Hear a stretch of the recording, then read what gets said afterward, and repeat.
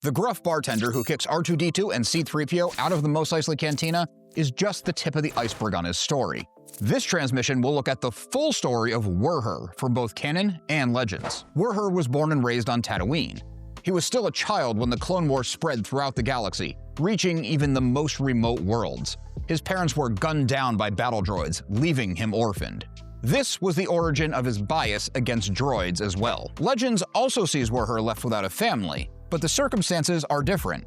In Legends, he's abandoned and learns to survive on the unforgiving streets of Mos Eisley. While trying to find ways to scrimp and eat and find water, he learns that he has a natural aptitude for chemistry, which leads him to a more practical skill in a place like Mos Eisley: drink mixing. He scrapes together enough to enroll in a bartending trade school where he received a formal training in not only mixology, but xenoalchemistry. That is, drink mixing for a wide variety of aliens. While his formal training is set in Legends, in either continuity, his skills lead him to working in Chalmun's spaceport cantina, the Mos Eisley Cantina as we've commonly been calling it for decades. The cantina serves a wide array of clientele who all came in there for the same reason: to hide from something. That could be the law, their lives, or simply the blazing twin suns of the planet. Wuher worked the day shift when a woman called Ackmina took on nights. As a quick aside, I did see some conflicts on Ackmina being Legends or Canon. She was part of the holiday special that was created by George Lucas. He famously hates that project, but the rest of his creations are canon, so you could say it either way. Despite working in an intergalactic dive bar, Wuher did take pride in his work. He kept the bar tidy and learned what drinks were best for the biochemistry, taste, and tolerance of each species that regularly frequented Chalmun's. He specialized in blending drinks like blue milk, jury juice, and sarlacc kickers. He even invented his own that became a favorite at the cantina: Frost Sulfate. And when I say favorite, I mean a favorite by those who could drink it and would not be injured or killed. If you're getting value or entertainment out of any of my transmissions, it would mean a lot if you would join the Remnant and subscribe. With his skills and care put into the drinks, it seems like he was the perfect bartender. But he was missing one big element commonly associated with that profession. He was not friendly, not in the least. He was short, curt, and had no sense of humor. He had a very sour demeanor. These personality traits are what Mos Eisley did to people, especially those who grew up as hard as Wuher did. The main rule Wuher enforced was the no droid policy. This was built out of his personal prejudice with droids having killed his parents. But he sold it to Chalmun, the Wookiee owner of the establishment, as droids taking up space that paying customers could otherwise occupy. He installed a droid detector in the entryway that scanned every patron upon entering to make sure that no droids slipped past. There's a legend tale that shows just how much this bias meant to him. Some Jawas steal his droid detector, causing Wuher to immediately hire a bounty hunter to track it down.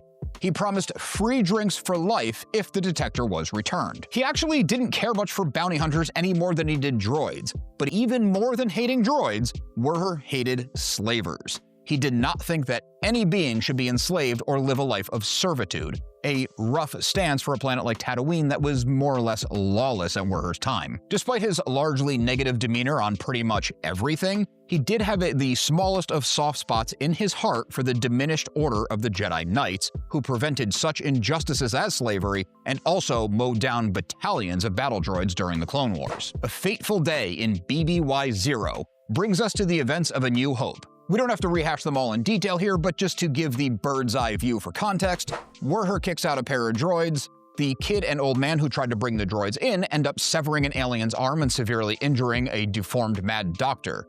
They end up leaving the cantina with a smuggler who just gunned down a bounty hunter, leaving the body in the booth. Wuher was more annoyed than alarmed by what seemed to be a lot of chaos. In Mos Eisley, these kind of things just happened, maybe with the exception of the lightsaber being a true standout on these events. The old man using the weapon of the Jedi Knights actually put a swift end to what could have been a massive brawl that could have gotten a lot uglier, involving way more patrons and way more damage. Wuher called for calm among the patrons, and he tried to de-escalate everything. He signaled the band, that is Figrin Dan and the modal nodes, to keep on playing, and things went back to normal. When Imperial stormtroopers arrived to investigate the commotion and started asking questions about a pair of droids, Wuher shrugged them off and kept tending bar. He wanted nothing to do with the Empire or the wider workings of the chaotic galaxy. Not too long after the destruction of the first Death Star, the notorious bounty hunter Boba Fett came in looking for information on Luke Skywalker, the rebel pilot who destroyed the battle station. They learned he was a local boy, and Boba Fett had no problem roughing up anyone local until someone started talking. Wuher, who was probably telling the truth even if he was present for Luke's almost brawl with a couple of psychopaths, insisted to Fett that no one knew anything about the pilot. Even if Wuher had known, he probably would have given up only enough to get the bounty hunter and the Empire away from his bar so he could go back to his business. That's basically as much as we know about Wuher from canon. Legends has things going a bit different and provides more to his tale. The day after the scenes from Episode 4, Imperial troops questioned Wuher about Greedo, the shooting, and what happened to the Rodian's corpse. He was also questioned about the death of a Deveronian. Knowing a bit about Deveronian culture from his studies on making the perfect drink for them, he knows about a wedding ritual that likely led to the death, making it less of a murder and more of a cultural practice, as wild as that sounds. Rebel agents decided to use Chalmers as a meeting place. The leader of a small band of thugs, Tuku, catches wind of it and goes after the rebels, probably trying to cash in with the Empire and earn some credits. The cantina is the scene of a shootout, and Wuher has to clean up yet another mess. The strangest legend about Wuher involves an oracle deemed the prophetess of the dark side who proclaims that he, Wuher, is a reincarnation of Cedo Partu. Partu is the one who originally built the cantina and has been dead for a long time. Wuher had no interest in bizarre prophecies or any related nonsense. He banned the woman from the cantina forever. This whole story was actually a really clever retcon. An early sourcebook made for the Star Wars role-playing game misidentified Wuher as Cedo Partu. This legend that we just went over corrects the error with a wink to knowing fans. I did find a couple contradictions in Legends. One has a happy ending for the bartender. The events of A New Hope go off exactly as we know them, but behind the scenes, Wuher was working on a passion project of his, a signature liquor that was to be so exceptional he could present it to Jabba the Hutt and, ideally, earn him a small fortune. He was working on the drink before opening Chalmers for business that very day. The liquor was good, but it was missing something to make it perfect for a Hutt. After all the commotion died down and Wuher had the less than glamorous task of cleaning up the aftermath, he smelled unique pheromones coming off of Greedo's corpse. He had to swallow some of his pride and enlist the help of a droid, C-2R4. The droid ground up Greedo so Wuher could extract the pheromones. As dark and gross as this part of the story is, it worked. The liquor was perfect for Jabba. Jabba praised the surly bartender's work and gave him a stack of credits as a reward. Not only was Wuher realizing his dreams, but the fact that his success was made possible by a droid helped him get over his lifelong prejudice. Another legend sees Wuher still tending bar at Chalmers in ABY-7 and no mention of a massive reward from Jabba. Despite his demeanor, he forms a tight friendship with Mirax Tarek, the daughter of the famous smuggler Booster Tarek and future wife of Corran Horn, a new Jedi under Luke Skywalker's New Jedi Order.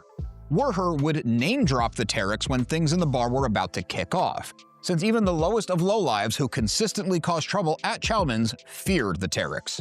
Even though Wuher's canon story fades away, there are some ripples that combine elements from canon and legends. In ABY-9, a bounty hunter called Din Djarin strolls into the cantina.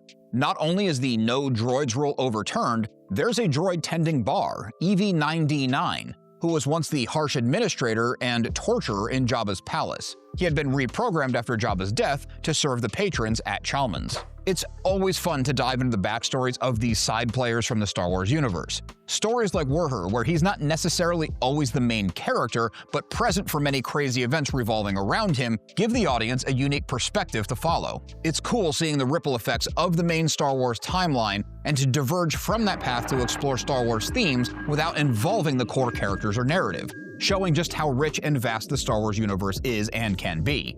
Check out this transmission next for more tales from the Mos Eisley Cantina.